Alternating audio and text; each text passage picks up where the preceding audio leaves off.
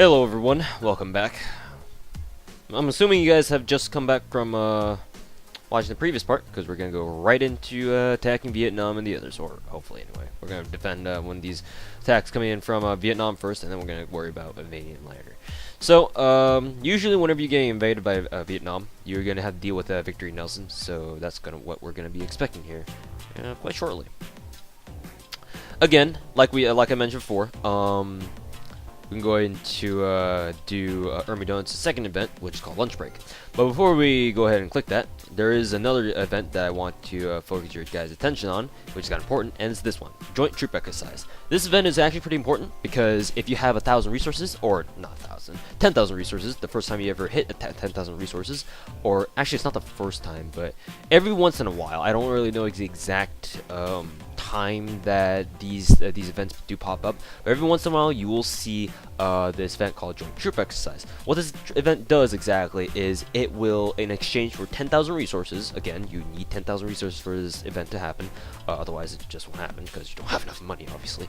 But basically, it just, gets your army prepared in battle for whatever. It's basically sorties your troops, So, basically, if you do this event, all your commanders get, or all your admirals get 500 free EXP. It's just like defeating a space disaster where all your commanders, whether or not they participate in the battle, the actual battle against the space disaster, everyone still gets 500 free bonus EXP anyway, regardless of level. So if you guys are really keen on ranking a certain general up, and you're kind of annoyed that as they progress through levels, it gets harder and harder and harder to rank them up, just take a look out for this one.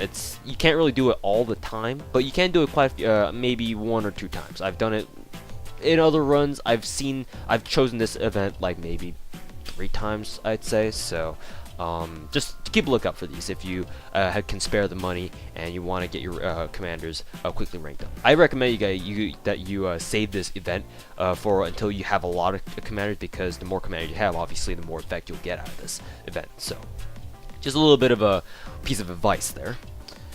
And besides that, I'm going to go ahead and finish Ermidon's important events for now. The ones that will keep us on true route.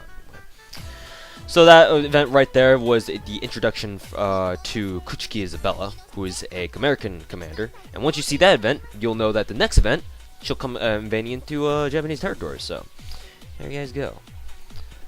So this one, again, we thank God we have Ozar Matsuri, who's just barely faster than this DDEC fleet dude. 964 radar on this one, 960 radar on the hit. 4 radar faster. Guess what? We still win, bastard.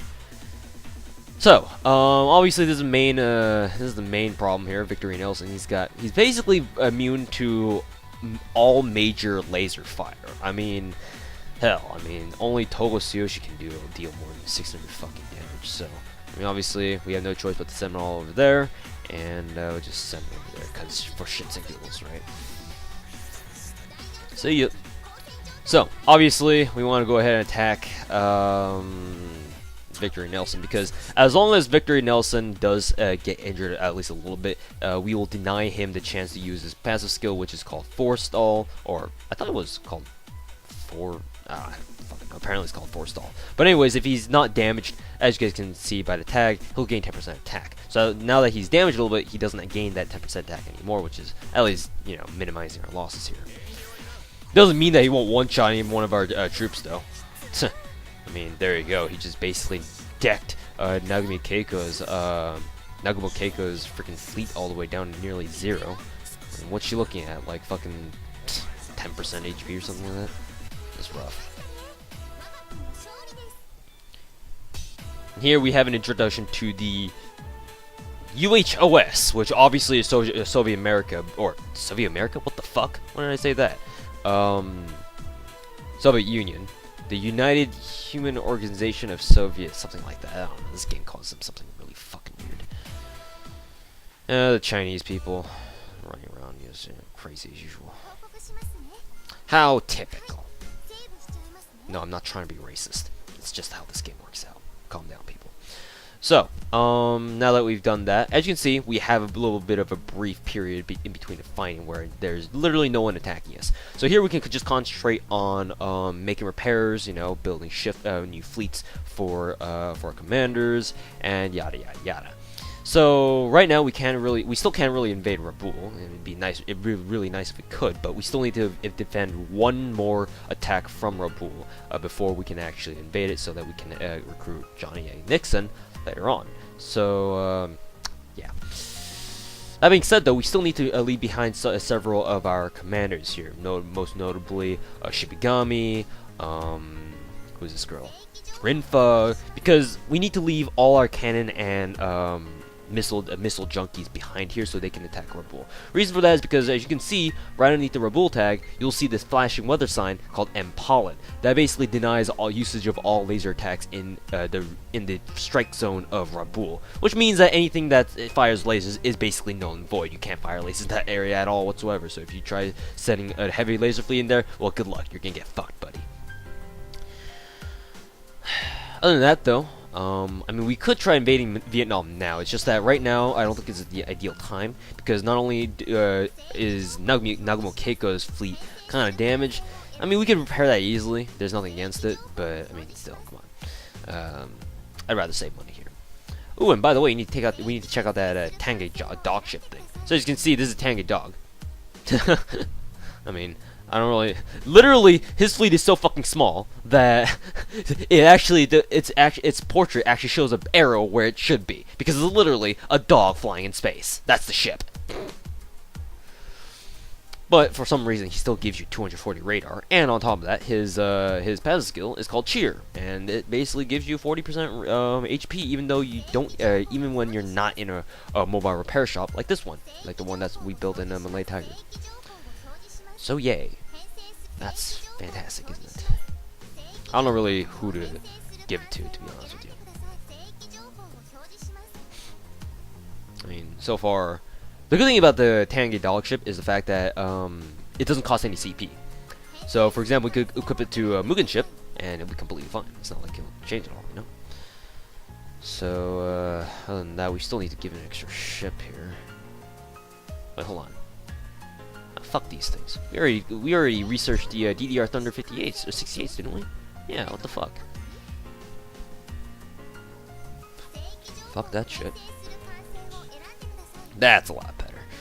Alright, so also we need to give him that's still 180, right? Yeah, 180. We can give him this, and then we can buy for him the MIS CC2s. Boom! What do you know? 105. We have 105 left. I mean, we could give him a Hermit Crab, and I'll fit his remaining CP nicely, but it's just like, well, why the hell does he need anti-aircraft? Doesn't really make much sense there. Other than that, though, I don't really know what to really give him. I mean, we could give him aircraft just for the lulz, but yeah, we'll just give him a DDR or RDR 58, sorry. His biggest weakness is low speed, so I mean, at least that'll help him out a little bit. Alright, so I'm pretty satisfied with that. I mean, I suppose I'm going to be able to get at that, so. Let's see here, 180, 180, 300. 30, yeah, I'm going to have to leave that on there for a bit. 90, whale shark. Walrus. Walrus. What the fuck?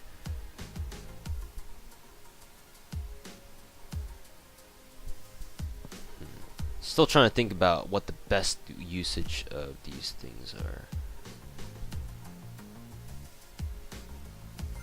Alright, I'm revising this dude's ships. Buy 2 of those because they're pretty cheap. Giving to Takanoko Raizo, so he now automatically does over 800 cannon damage, which is absolutely practically insane. Ow. That was my knuckle cracking. And then 60 more. If we really wanted to be insane, we could also just go with that. I mean, hell, why not? Where's the whale shark? There he is. He's not really technically fast by any means, though.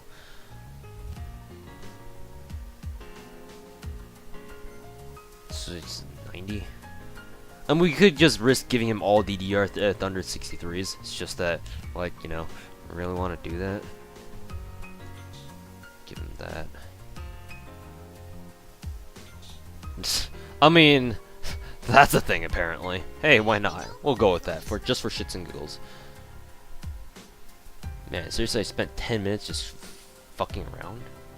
This is how engrossing, if that's even a word, Daiteikoku can be. Just thinking about all the possible ship combinations you can give your admirals. It's quite insane, to be honest. Alright.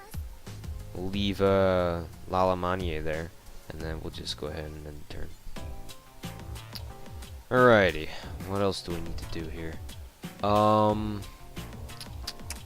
We need to start getting commanders, so we're going to go ahead and do hers. And now, because I've already done the previous events at some point, we have now recruited Kathy Bradley. Kathy Bradley is a pretty kick-ass commander, but only if you put the time and effort to buff her completely. Not gonna lie. Her first attack slot is literally what was it? It's pretty crazy just how good her first one is. Yeah, attack plus 64%. Like, she is a one-hit wonder, this one. Fuck, don't get me wrong. Alright, because there seemed to be a Chinese outburst, I should have left that other fucking commander there. Shit. Let's see here.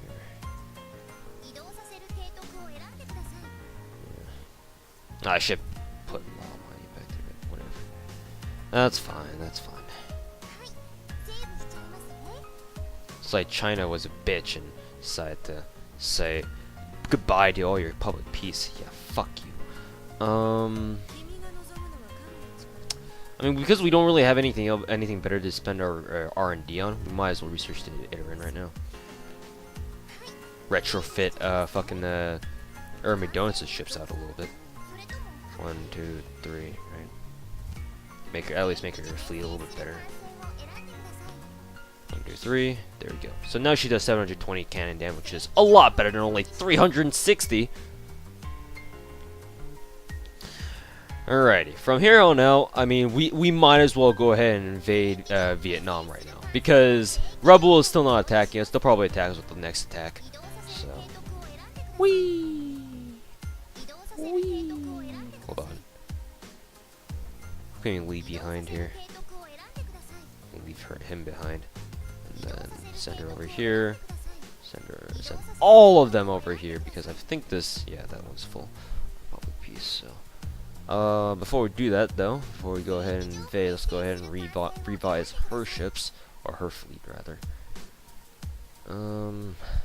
I mean, really, we have to wait until we can get access to the capital laser ships, and then we can start stacking them on.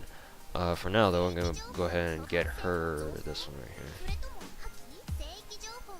Because one of her main problems is the fact that she has very low CP, but given how her bonuses work, it's actually for the better. So, god damn, look at her first slot, Jesus.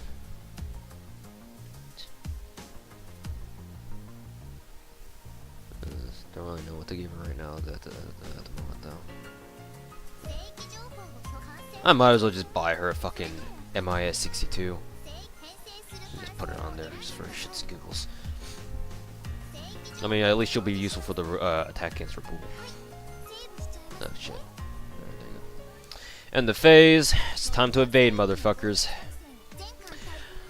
Alright, so now in the cutscenes, I know I've fast forwarded some of the cutscenes, but as you guys probably saw who was it?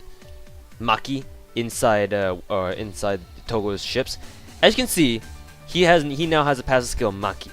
What that basically means is, actually, I'll just show you. It's better if I just show you guys. Send her with Emery Donuts.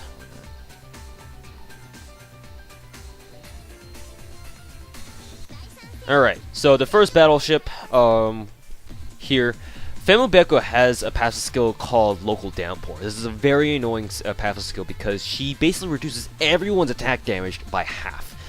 So everyone will be, everyone, including herself, all the enemies, and all of your fleets in the same battle zone will be dealing half damage. It's extremely annoying. If you don't like it, you need to take her ship right away. Problem is, she's got a decent amount of HP, because think about it. She's basically got 828 HP if we don't factor in her local downpour passive skill. You can think of it that way. On top of that, who is it? Ozawa Matsuri. Basically, everyone will be doing full damage at her because she's got the provoke ship on her, so she's kind of fucked. That being said, how much damage can you do? 255. Might as well take him out.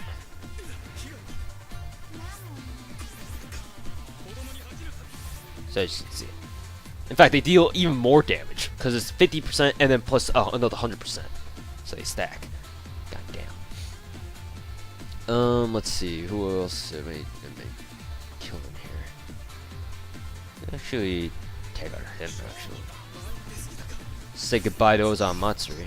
See ya. She's basically our punching bag. I mean, don't want to put it that way, but it's kind of true.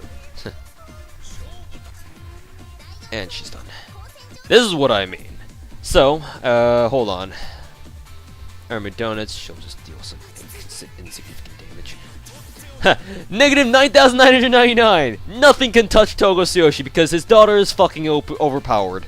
Good job, Daiteikoku. You have made the world's most badass lolly in the history of anime. Literally. Let's see here. Just go ahead and one-shot everything. Negative 9,999. In fact, this game actually recognizes Maki's shielding as so special. It gets its own freaking special animation CG. And we have now eliminated everything.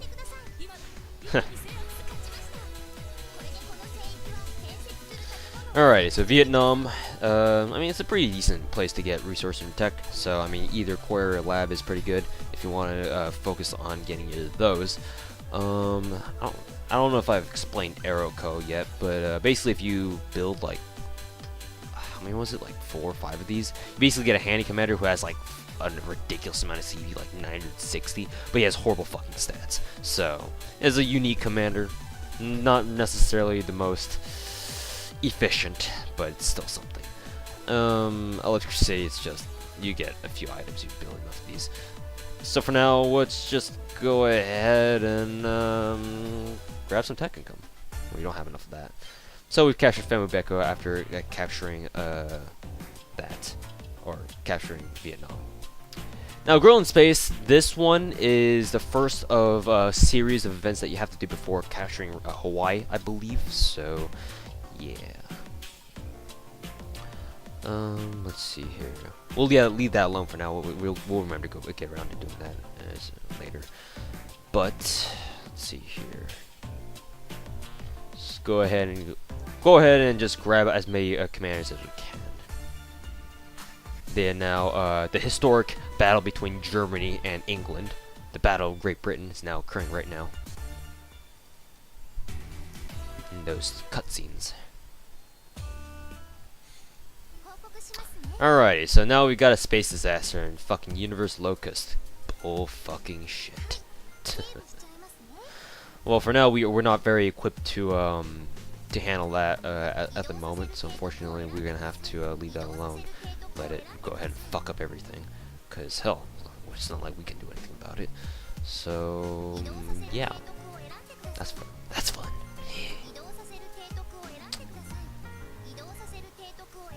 Ah, I shouldn't have done that. Fuck. No, don't save. Reload. Reload. Reload.